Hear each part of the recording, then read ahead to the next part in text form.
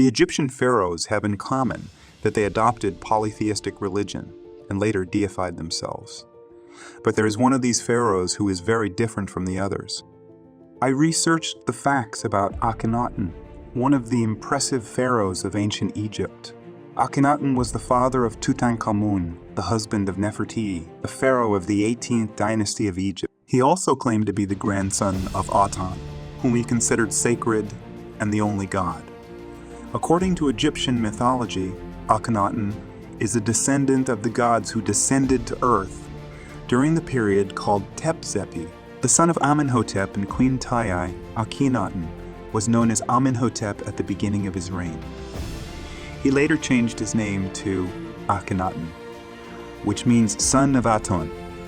He was also known as the Great Infidel because of the religious innovations he introduced. He was married to Queen Nefertiti, one of the most famous women of ancient Egypt. Nefertiti, who was portrayed as Akhenaten's equal in religious ceremonies, was one of the most impressive queens in Egyptian history. Scholars have suggested that Queen Nefertiti was only 12 years old when she married Akhenaten. Queen Nefertiti's mummy has never been found for certain.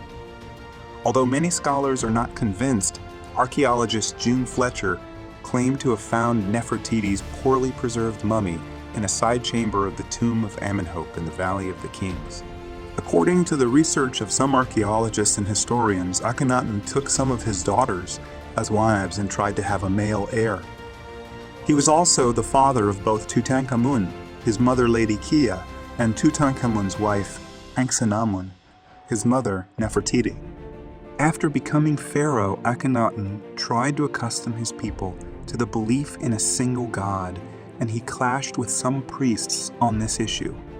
He later announced that Egypt had abandoned polytheistic beliefs and that Aton would henceforth be worshipped as the only god. After the 5th year of his reign, Akhenaten began a program to remove Amon's name from all monuments. However, he ordered the removal of statues of previous gods. Poems written about Akhenaten emphasized that he was visited by beings descending from the sky and told how he should rule his people. He wanted the city called Amarna to be a city dedicated to Aton. Since the sunrise has a symbolic meaning here, Amarna was chosen as the religious center. After Akhenaten's rule, the city of Amarna was abandoned and the sun temples were destroyed. Akhenaten's paintings were also deliberately destroyed. As a result of research, it was claimed that Akhenaten suffered from a disease called Marfan syndrome. Don't forget to subscribe to my channel and turn on notifications for more videos.